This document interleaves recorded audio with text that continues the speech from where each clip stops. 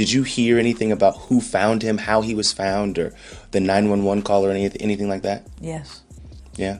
And I can't talk about it. Yeah. Yeah. Here to get to the bottom of it, though, it sounds like. We pretty much know what's going on, but... What message do you have to Prince fans? Just keep saying prayers for everyone, for the family. I had searched deep within my heart and spirit, and I wanted to make a change and move to a new plateau in my life. And one of the ways in which I did that was to change my name. It sort of divorced me from the past and all the hang-ups that go along with it, as it's been well chronicled in deep dispute with my record label. Which is Warner Brothers, right? Yeah. Was Prince trying to warn us? And did someone make sure he never got the chance to finish? His final days were filled with cryptic messages, unexpected appearances, and a chilling sense that time was running out. Now, nearly a decade later, Sheila E, the woman who knew him better than anyone, might finally be revealing what Prince was too scared to say out loud. And it all circles back to one name: Diddy. The first Diddy party I went to was at Prince's house. So you want to go to Prince's house to the Diddy party where Tyrese is performing and Demi Moore and Ashton Kutcher are swinging on swings. That is what's happening on the other side of the wall. And so the one thing that makes this party different than a Jamie Foxx party or any other celebrity party that wrangles a bunch of young women or guys or whatever too, is that Diddy didn't let you bring your security in the party. Before you roll your eyes at another celebrity conspiracy, consider this. Prince wasn't just an artist. He was a prophet of the music industry. He fought for ownership, exposed corruption, and refused to be silenced, even when it meant changing his name and walking away from millions. He warned of an industry that chewed up talent and spat it out. He called it modern-day slavery. We had some issues that were basically about ownership of the music and how often I was supposed to record and things like that. I really searched deep within to find out the answer to whether fame was most important to me or my spiritual well-being, and I chose the latter. But what if the exploitation he talked about went deeper than contracts and royalties? The rumors have been circling for years, but only recently has Sheila E started dropping breadcrumbs that hint at something far darker. What did Prince see in the industry that terrified him? On December 31st, 1999, my publishing contract with Warner Chappell expired, thus emancipating the name I was given before birth, Prince, from all long-term restrictive documents. Why did his relationship with Diddy turn cold? And why did he tell people just days before his death not to waste their prayers? The truth may have died with Prince.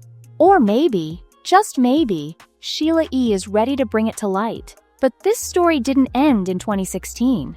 It was only beginning. When news broke that Prince had been found unresponsive at his Paisley Park estate, the world stopped. But what followed wasn't a flood of answers. It was a wave of silence. Even close friends, like Sheila E, seemed cagey. When asked if she knew who found him or what the 911 call sounded like, all she said was, "Yes, and I can't talk about it." Did you hear anything about who found him, how he was found, or the 911 call or anything like that? Yes. Yeah? And I can't talk about it. Yeah. Yeah. Here to get to the bottom of it, though, it sounds like. We pretty much know what's going on, but, all we want to do is just talk about the man, the musician. That one sentence told fans everything and nothing all at once. What makes Prince's passing even more unsettling is how unprepared everyone seemed to be. There were no public warning signs, no long hospital stays, no confessions to addiction or pain. Just a quiet landing a week before, a so-called emergency treatment, and then nothing. According to officials, Prince died from a fentanyl overdose after taking counterfeit Vicodin. What message do you have to Prince fans? Just keep saying prayers for everyone, for the family. There was no sign of this. This is just... Everyone gets sick once in a while. We don't know. We're going to find out. But to this day, even those closest to him, like Sheila E, say it doesn't add up. She insisted she never saw him use anything that could lead to that outcome. No erratic behavior, no signs of struggle. So what was he running from? Why was he suddenly surrounded by secrecy? Adding to the mystery were Prince's final words. Days before his death, he told people at a private gathering, "Wait a few days before you waste any prayers." And then came a since-deleted photo with the caption, "Just when you thought you were safe." For someone who always controlled his image, Prince's final moves weren't just cryptic. They were deliberate, almost like he was trying to tell us something without actually saying it. Well, it's not your game. You didn't make the rules, so everything comes hard. And as long as you're signed to a contract, you're going to take a minority share of the winnings. A select few of us will do well. The majority will not. So as a people, we'll be considered a minority. You are a blessed people. You're the most talented on earth, and you are still grateful. That is why upon winning in their game, you always thank God. Tonight I would like to ask one favor of you. Imagine what we'll all be like in our own game. Peace and love for one another. But what happened next would rattle the entire industry. To understand what Sheila E. might be revealing now, you have to understand what Prince meant to her and what she meant to him. Their relationship wasn't just professional, it was magnetic. It all started in 1977 when she was performing with her father and met Prince backstage. From there, the two became almost inseparable in music. By 1984, she signed with Warner Brothers and began working with Prince on her breakout album, The Glamorous Life. He co-wrote the title track, played on it, produced it, and from there, their collaborations only grew deeper. You know, you were in a relationship with Prince. He even proposed to you. How did he do it? It was during the Sign of the Times tour, and there are many songs that were like really emotional to me when we played, and Purple Rain was one of them. So playing that song and playing drums, I just love playing that song. And next thing I know, he's taking his solo, and as I open my eyes, he was turning at the same time that I opened my eyes, and he's taking his solo, and he turns to me and he said, "Will you marry me?" Sheila E. wasn't just another artist under his wing. She was part of his inner circle. She opened for his Purple Rain tour, played drums during his legendary Sign of the Times shows, became musical director for Lovesexy. They even appeared together in films and award shows. But behind the scenes, the connection was even more intimate. At one concert, in the middle of a performance, Prince locked eyes with her, mouthed the words, "Marry me," and for a brief moment, the music paused. It wasn't staged, it wasn't rehearsed, and for a time, they were engaged. Some tabloids claimed the two hadn't spoken for years before Prince's death, due to her autobiography revealing personal details. But sources close to Sheila E. say otherwise. They insist the two reconciled toward the end of his life, and that Prince confided in her about things he had never shared with anyone else. Things about the industry, about power, about names he believed were destroying everything music was meant to stand for. So basically, we only get the amounts due since Sony bought our catalog. Okay. So streaming, for the past couple years, it's about $800, $900, some in the hundreds, okay? And in order to get that, I have to release him for any claims or wrongdoings or actions prior to the date of the release. I have to sign an NDA that I will never disparage Puff, Bad Boy, Janice Combs, or Justin Combs Music, or EMI, or Sony ever in public. And one of those names, allegedly, was Diddy. Prince wasn't just ahead of his time. He was actively battling the machine before most artists even realized they were trapped inside it. His war with Warner Brothers wasn't just a contract dispute. It was a full-blown rebellion. When he changed his name to an unpronounceable symbol in the 1990s, people laughed. But behind the mockery was a calculated protest. Prince was sending a message: I refuse to be owned. In 1999, he officially broke free. His publishing deal with Warner/Chappell expired. And in an emotional speech, he announced his emancipation, not just from a label, but from the entire system.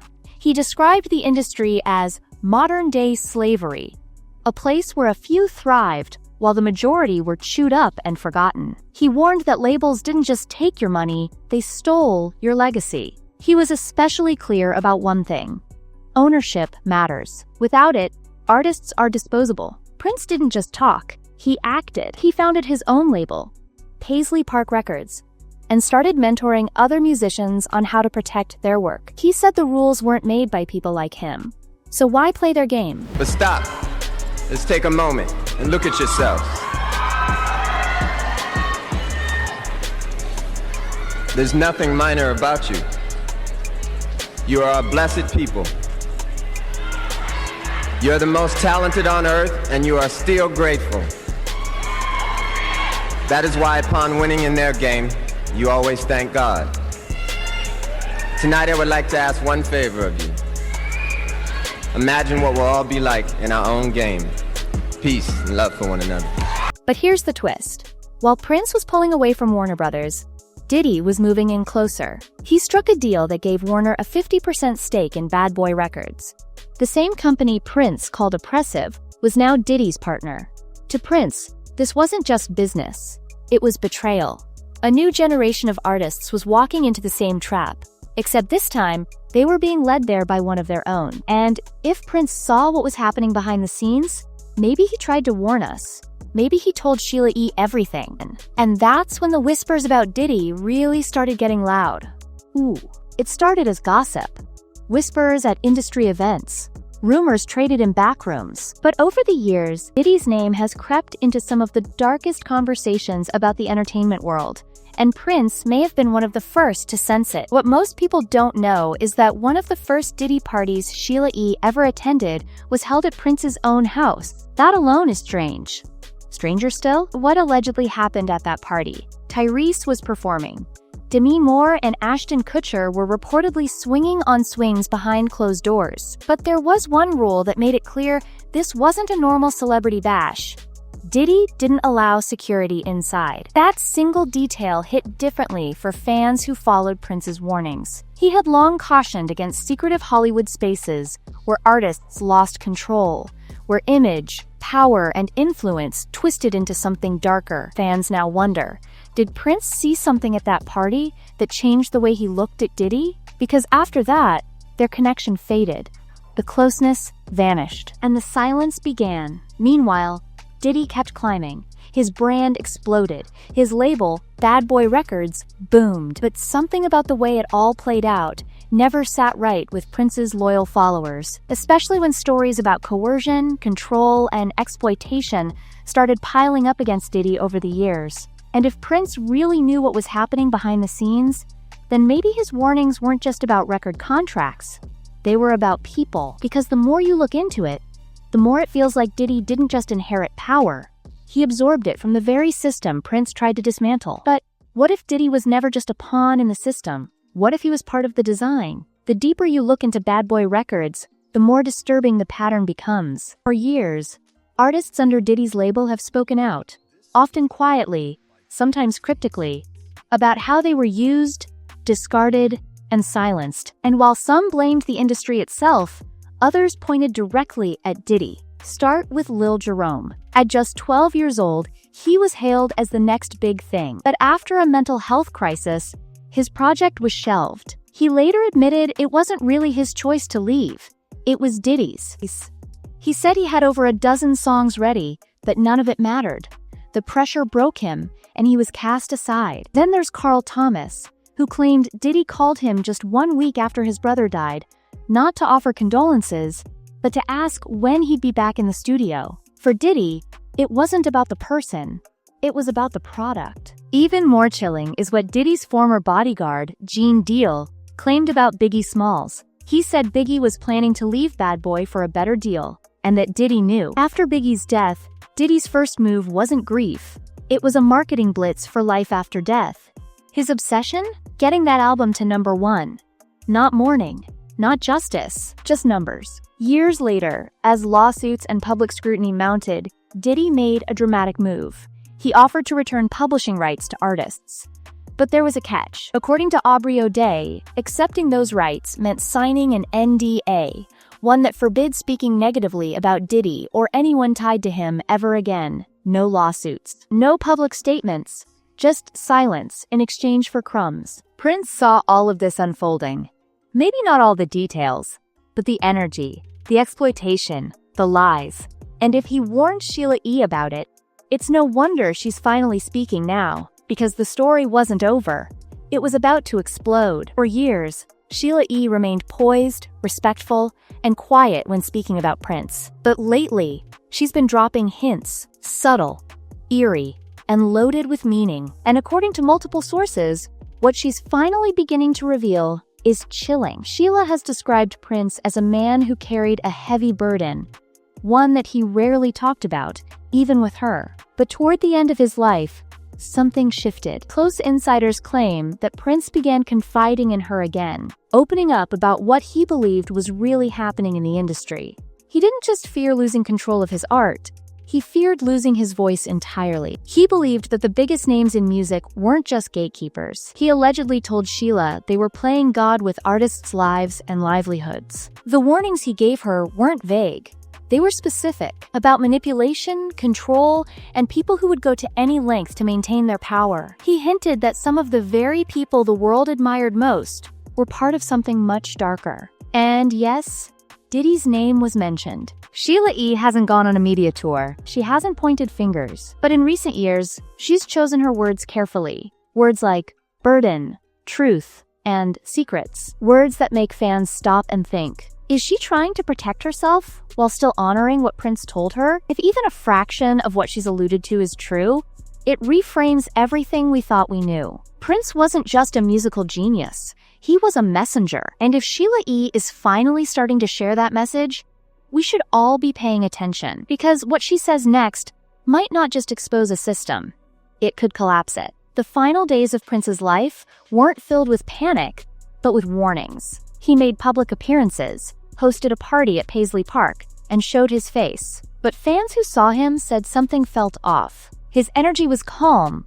but heavy, almost like he knew what was coming. At that last party, just days before his death, Prince told attendees something that still sends shivers through the fan base. Wait a few days before you waste any prayers. That wasn't just cryptic, it was calculated. It was like a goodbye masked as a clue. And then came the Instagram post. A photo of himself, dressed in orange, shared with the caption, "Just when you thought you were safe." The post was quickly deleted, but not before fans screenshotted it. Looking back, it feels like he wasn't just saying goodbye. He was sounding the alarm. Then, just like that, he was gone. The official story? An accidental fentanyl overdose from counterfeit pills. But for someone who was so particular about everything he put in his body, and who had people around him constantly, many, including Sheila E, never bought that explanation. She outright said she saw no signs of drug abuse, nothing that would suggest a fatal dependency. So what really happened? It's not just the mysterious cause of death, it's the buildup, the silence, the eerie sense that Prince felt cornered. If he truly believed something was coming for him, and if Sheila E is right about the weight he carried, it's hard not to see this as more than just a tragic accident, because it wasn't just the end of a music legend, it felt like the erasure of a message he had fought so hard to deliver. But maybe that message didn't die with him after all. Prince's death was ruled an accident.